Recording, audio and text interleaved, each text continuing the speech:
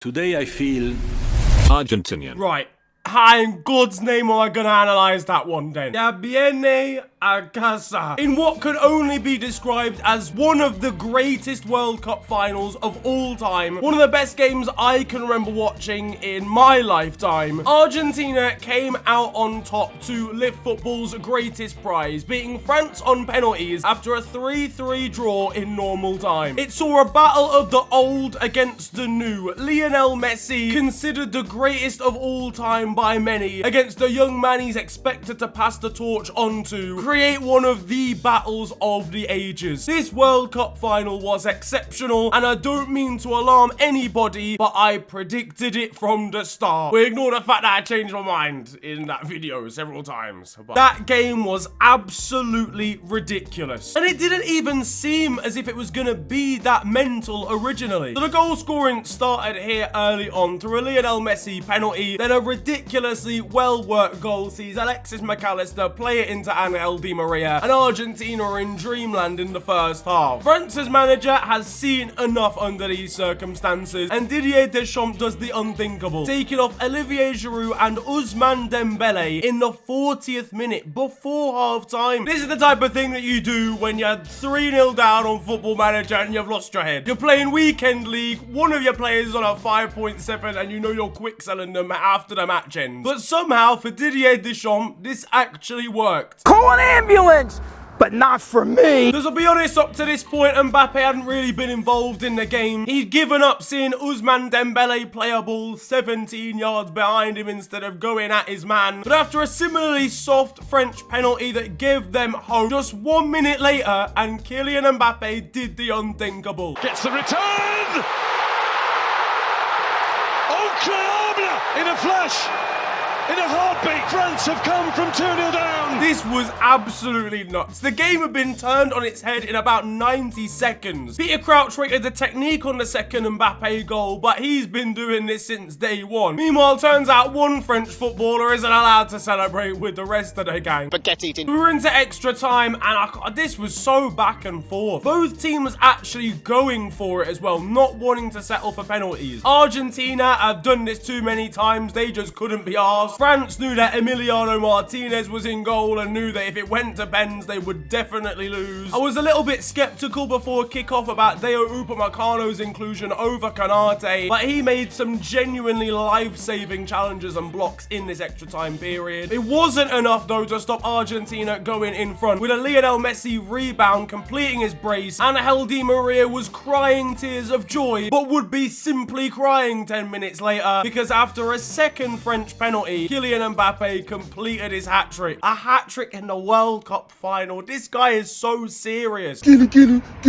Unless he's watching Harry Kane miss a penalty. I'm still depressed about that. Mbappe was doing a 1v21 and he actually almost won. There was drama at the death as well, with Emi Martinez making a crucial one-on-one save. The story of this guy, by the way, playing like Hereford United away 9 years ago, and now he's carrying a nation on his back to World Cup glory. Neil Maupay, by injuring Bernd Leno against Arsenal 2 years ago, single-handedly has completely fucked over his own nation. But Lautaro Martinez shouldering it wide just 25 seconds later. This guy's been fully Lukakufied. He's just training with the Don at Inter Milan and he's finished. But this would go to penalties. After the first two are converted, Kingsley Coman steps forward and Emi Martinez does what he does again. Aurelien Tchouameni misses the target altogether, and Argentina would go on to be crowned World Cup champions for Qatar 2022, sparking unbelievable scenes back home in Buenos Aires.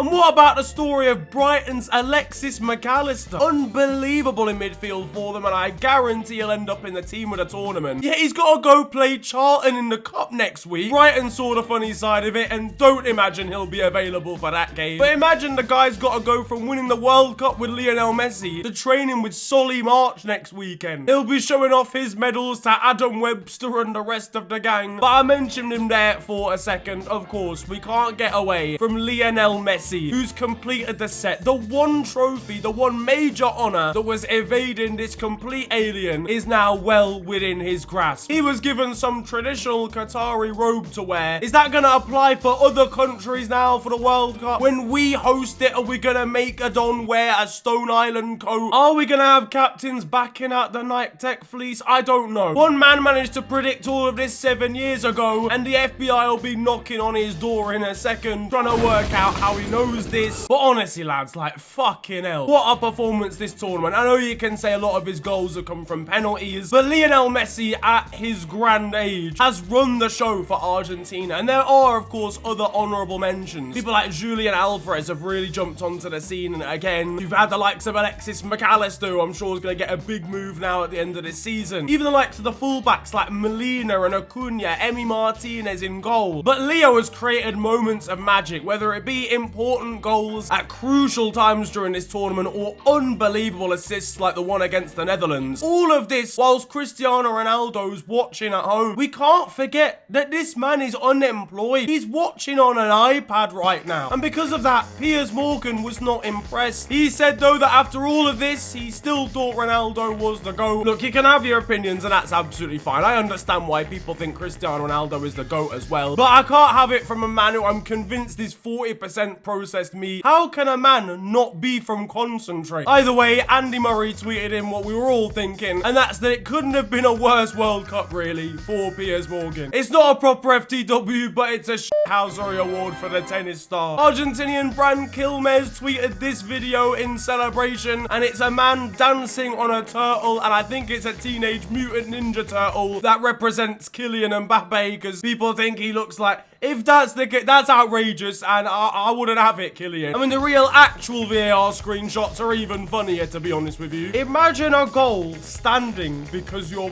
back off is of a good quality side. I mentioned Kylian Mbappe as well. He was Kylian, not happy at full time. Do you think he's gonna let Leo get away with this at PSG training? The Argentine is not making it into the building when he arrives back from international duty. He hand-delivered Leo his P45 in the Argentinian dressing room. And I can almost guarantee he was angry reacting PSG group chat messages saying congratulations to Leo. But now, honestly, what a performance from Kylian Mbappe. I mean, he was kind of locked out of the game in the first half, but I think it's because of how poor France were generally. It was like there was no desire or just no belief within that French team, sorry. It was a very strange change-up, and as is always the case in a final, as soon as a team has that belief that they can make a comeback, you see it switch straight away. I know Kylian will be absolutely gutted at the fact that he's come away from a World Cup final here on the losing side, but having won in 2018, having scored a hat-trick in this final, and even scored in the shootout, for God's sake. I don't think anyone's ever scored 3 penalties past Emiliano Martinez, full stop, let alone in one night. He can hold his head up higher. Emiliano Martinez won't care though. He was already thrusting himself into his best goalkeeper award. If that's based on the design of a male hand, then he could be in serious trouble in Qatar. What in the world? And that really was all she wrote for this World Cup final, which was genuinely one of the best World Cup finals I've ever seen. And I think from a footballing perspective, we have been treated to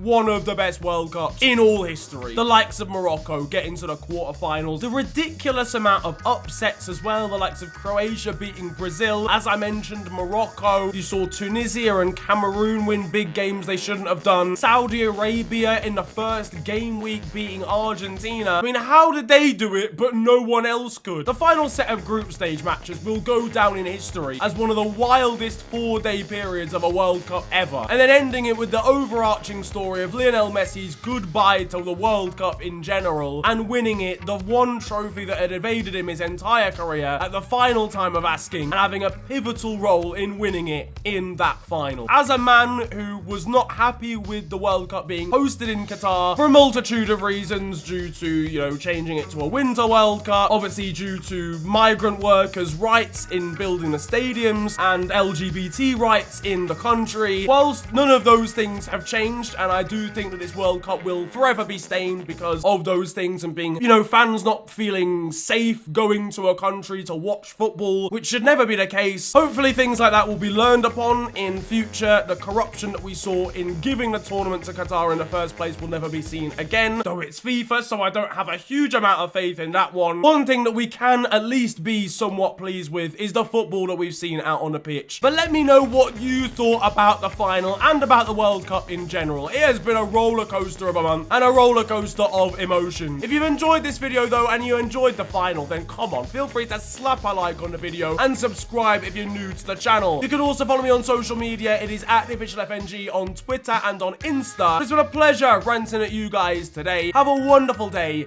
enjoy yourselves, and goodbye.